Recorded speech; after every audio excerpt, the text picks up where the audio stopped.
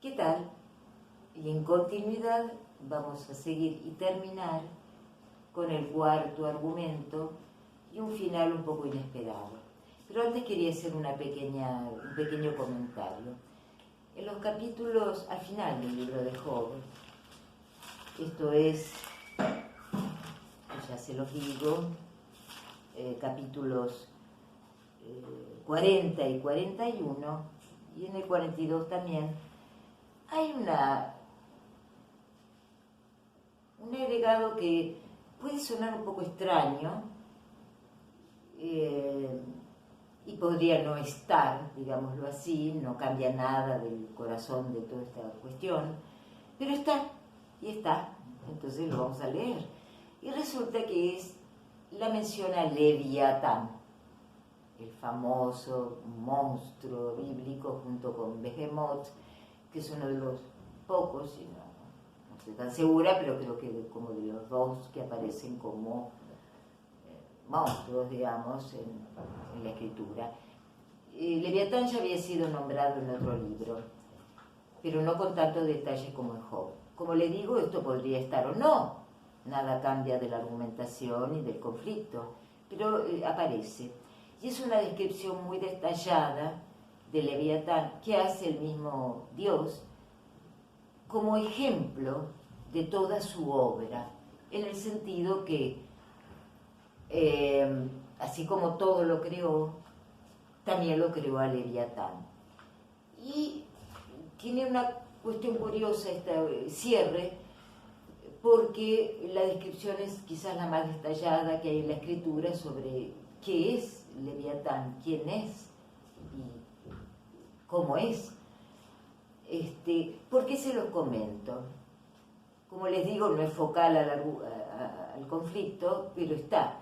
Bueno, se los comento porque esto me inspiró para lo próximo que quiero hacer, que es comentar, estudiar un poquito la obra de Thomas Hobbes, el gran filósofo político y un naturalista inglés del siglo XVII, que justamente le pone ese nombre a su libro sobre el gobierno eclesiástico y civil, el famoso libro de Hobbes, Leviatán, y lo toma como un emblema o como una representación, podríamos decir, de su concepción del Estado. Y dice expresamente que lo toma del libro de Job.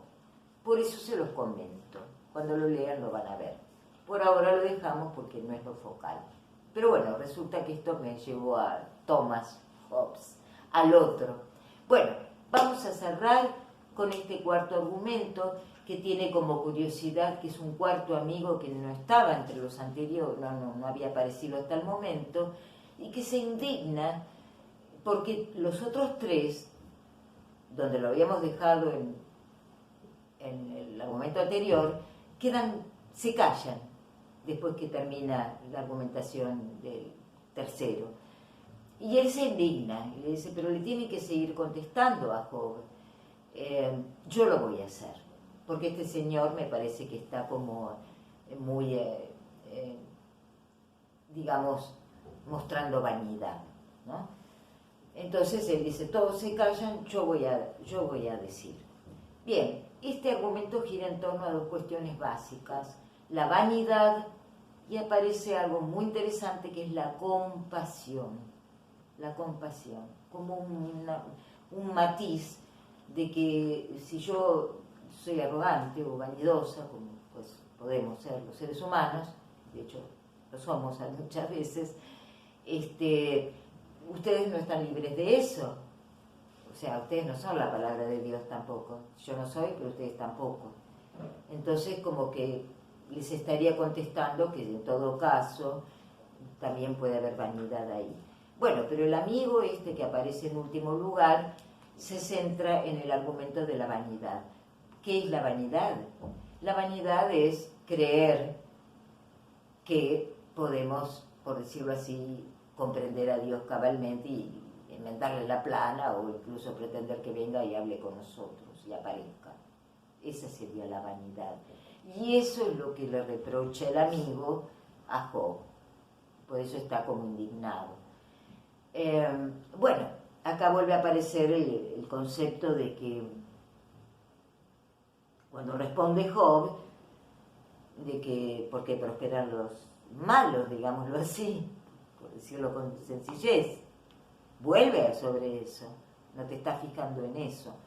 Y está la famosa frase en el capítulo 16, famosa porque está citada, bueno, es muy conocida y está citada en otros libros de la Escritura, que dice, hablando de sus amigos, muchas veces he oído cosas como estas: consoladores molestos sois, todos vosotros. O sea, me vienen a consolar y resulta que son un poquito, no me consuelan nada, me juzgan, me condenan, hacen como que se creen que hablan por Dios. No estaría bien eso.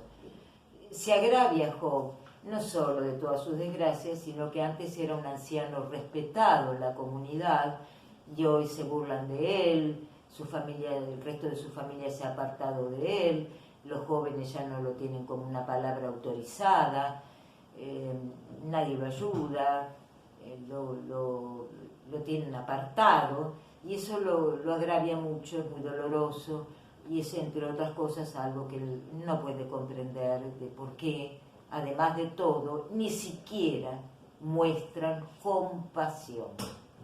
Ese concepto es muy importante, como un matiz de que puedo aceptar que es la ley de Dios y su castigo, pero como seres humanos no nos podemos correr de ese valor de la compasión, porque, bueno, y porque nosotros no nos correrían las generales de la ley, a nosotros también, como a Job.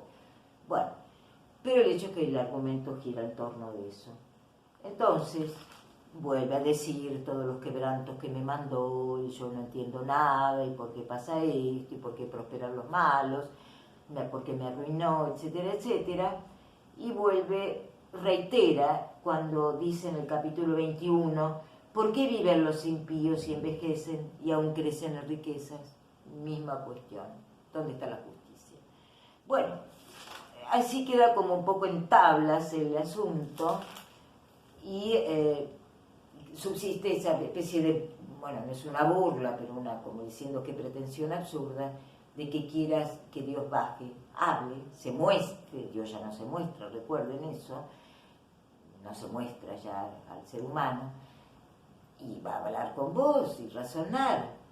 Pero Job se mantiene en eso también es un siervo fiel y bastante tosudo. ¿Y qué sucede finalmente? ¿A qué no saben qué sucede?